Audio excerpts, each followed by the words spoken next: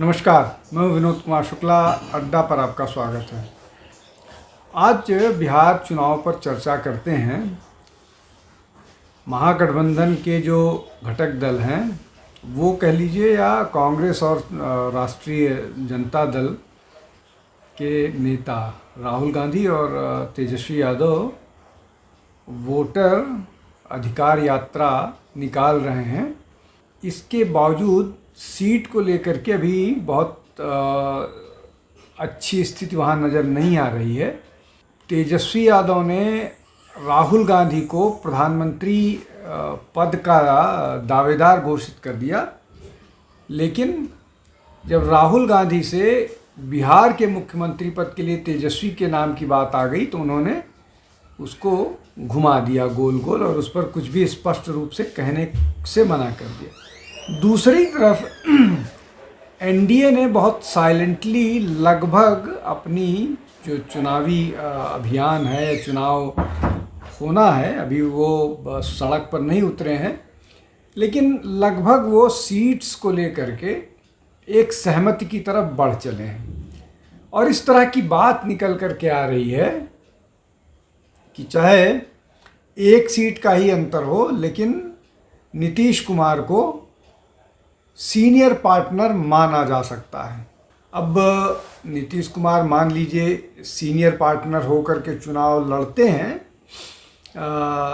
तो वो कितनी सीट उनको मिलेगी, कितनी सीट वो चुनाव जीत करके आएंगे। जैसे पिछले चुनाव में बावजूद इसके कि सीटों का वो ज़्यादा उस पर थे, फिर भी जो है 40 के आसपास ही सिमट गए और भारतीय जनता पार्टी लगभग 70-75 के आसपास पहुंच गई। जो एक फैक्टर था चिराग पासवान वाला, वो अलग चुनाव मैदान में थे, वो एक बड़ा कारण था जिसने जनता दल यू को ज़्यादा नुकसान पहुंचाया। इस बार मतलब जो स्थिति बन रही है उसके हिसाब से दोनों दल लगभग 100 सीट के आसपास चुनाव लड़ सकते हैं, 100 दोनों लड़ सकते हैं। और लोक जनशक्ति पार्टी के नेता चिराग पासवान हैं, वो 40 सीटों की मांग कर रहे हैं। कुल बिहार विधानसभा में 243 सीट है। इसमें से उपेंद्र कुशवाहा, जीतन राम मांझी, इनको भी कुछ सीटें जाएंगी।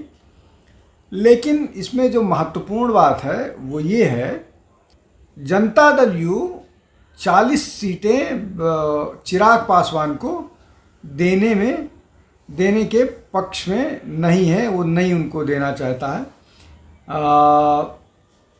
चुनाव जो है अब दीपावली और छठ पूजा को ध्यान में रखते हुए किए जाएंगे, और ऐसा अनुमान है कि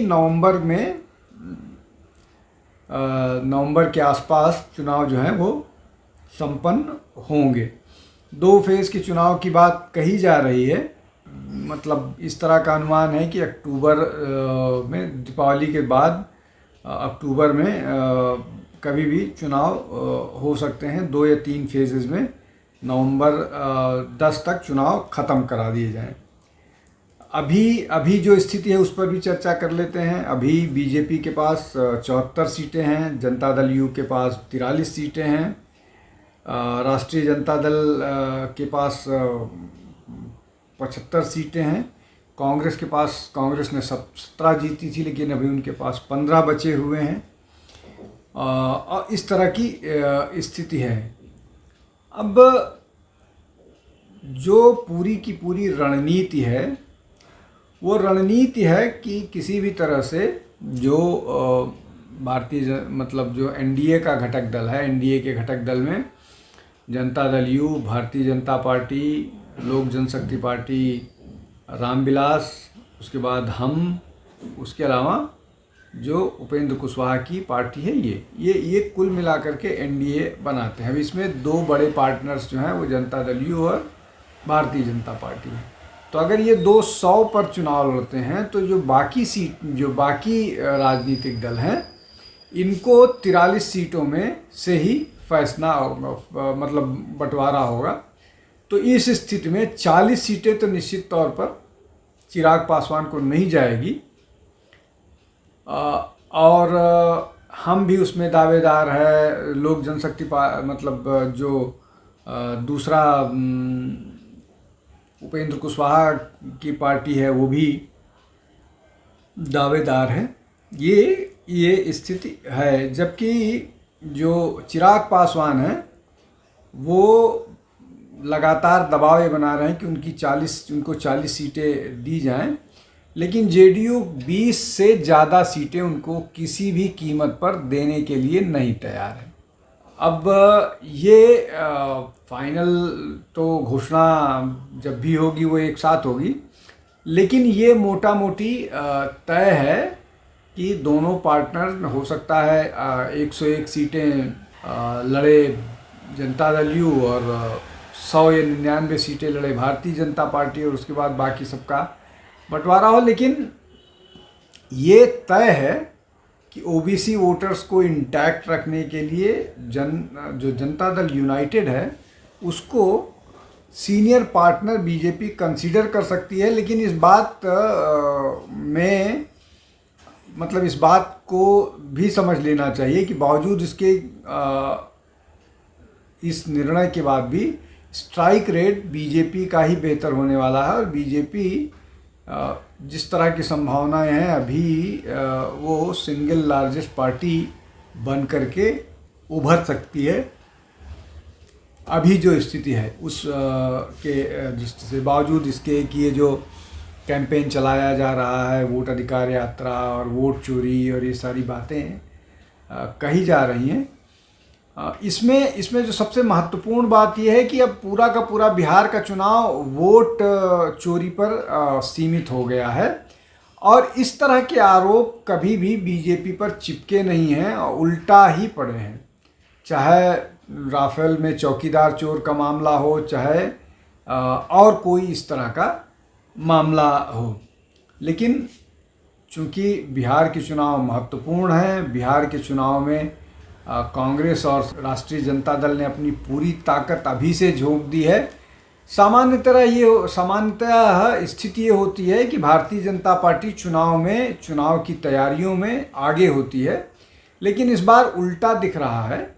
संसद का सत्र छोड़ करके राहुल गांधी ने अपनी यात्रा शुरू की, बीच में एक आध मीटिंग के लिए वो आए, लेकिन जो स्थिति है उस स्थिति में जो 1300 किलोमीटर की 1600 किलोमीटर जो अभी यात्रा है, उस यात्रा से लोगों को जोड़ने की कोशिश राहुल गांधी और तेजस्वी यादव कर रहे हैं। अब कितना जुड़ेंगे उस यात्रा से लोग महागठबंधन के साथ, कितना फ़ायदा चुनावी तौर पर होगा, ये तो चुनाव के परिणाम से पता लगेगा या चुनाव के आसपास जिस तरह से भीड़ जमा होगी या जिस तरह से लोग इकट्ठा होंगे, जो वोटिंग पैटर्न होगा उससे पता चलेगा। लेकिन अभी चाहे वो तेजस्वी का प्रभाव हो, चाहे जो भी कारण हो, लेकिन अभी तेजस्वी भीड़ जुटाने में कुछ जगहों पर कामयाब रहे। अच्छा, हालांकि कुछ जगहों को लेकर के बहुत सारे विवाद हैं, लेकिन कुछ जगहों पर जो महागठबंधन है वो भीड़ जुटाने में कामयाब हो गए हैं। लेकिन उसके अलावा सीट को लेकर के अभी तक डिफरेंसेस हैं। पिछले चुनावों में कांग्रेस 70 सीटों पर लड़ी थी, इस बार 70 सीटों पर वो उनको मिलेगा कि नहीं मिलेगा। हालांकि ऐसा कहा जा रहा है कि कांग्रेस इस बार 55 सीट पर लड़ सकती है, एक फैक्टर। दूसरा फैक्टर ये है कि कोशी एरिया में इस बार कांग्रेस चुनाव लगभग आधा दर्जन सीटें मांग रही है, मगर जो आरजेडी का गढ़ है, पाटलिपुत्र और मगध वाला जो इलाका है, वहाँ पर वो अपना चुनाव मजबूती से लड़ेगी। लेकिन जो सबसे ज़्यादा जहाँ पर बंदरबाट होने की आशंका है वो है सीमांचल का इलाका। सीमांचल के इलाके में अगर एनडीए की बात करें तो एनडीए सीमांचल में अपने जो पार्टनर है जेडीयू, हम और बाकी इन लोगों को दे सकती है, देगी। सीमांचल के बहुत सारी सीटों पर भारतीय जनता पार्टी चुनाव नहीं लड़ेगी। दूसरी तरफ महागठबंधन में सीमांचल में आरजेडी चाहे, पिछली बार भी उन्होंने ऐसा किया था और इस बार भी चाहेगी कि कांग्रेस ही वहाँ पर कमान संभाले। अब वहाँ पर कांग्रेस के साथ पप्पू यादव हैं और भी मुस्लिम नेता हैं जो वहाँ चुनाव लड़ेंगे। तो ये जो मसला है, इसके अलावा वहाँ पर जन स्वराज पार्टी जो है प्रशांत किशोर वाली, वहाँ वो भी मुस्लिम दावेदार उतारेंगे। पिछले बार 20 सीट पर चुनाव लड़ा था ऑल इंडिया इत्तेहाद मुस्लिमीन ने, मजलिस इत्तेहादुल मुस्लिमीन ने, AIMIM। वो इस बार बिहार में लगभग 100 सीटों पर चुनाव लड़ रही है। अब अगर वो 100 सीटों पर चुनाव लड़ रही है और जन स्वराज पार्टी वहाँ पर चुनाव लड़ेगी मुस्लिम डोमिनेटेड सीटों पर, जनता दल यू वहाँ पर चुनाव लड़ेगी, तो ये एक ट्रायंगुलर वाली स्थिति बनेगी। और अगर 3%, 4% वोट या 2%, 2.5% वोट भी जन स्वराज क्लेम करती है, पिछली बार MIM 5 सीटें जीत ले आई थी, अगर वैसा ही परफॉर्मेंस रहा तो मुश्किल आरजेडी के लिए होगा। और बीजेपी अपना जो कंसोलिडेट जहाँ कर सकती है वहाँ करेगी। जनता दल यू किस तरह से चुनाव लड़ती है सीमांचल में या मुस्लिम डोमिनेटेड एरियाज़ में, वो महत्वपूर्ण होगा। उस पर सबको नज़र बना करके रखनी चाहिए कि क्या इन सब चीज़ों से किसको फ़ायदा पहुंच सकता है, किसको नुकसान पहुंच सकता है। देखिए, ये तो मोटे समीकरण हो गए, लेकिन बहुत सारी चीज़ें कैंडिडेट्स के चेहरे पर भी डिपेंड करेगा। अब अगर कहीं पर कोई ऐसी कॉन्स्टिट्यूंसी है, मान लीजिए वहाँ 50% मुसलमान हैं और 3 राजनीतिक दलों ने मुस्लिम दावेदार दे दिया, तो वहाँ पर हिंदू दावेदार जीत सकता है। इस तरह के और इसका उल्टा भी हो सकता है, जहाँ पर कम 50% मुस्लिम है और 3 हिंदू दावेदार हो गए, तो वहाँ बड़े आराम से जो मुस्लिम कैंडिडेट होगा जीत जाएगा।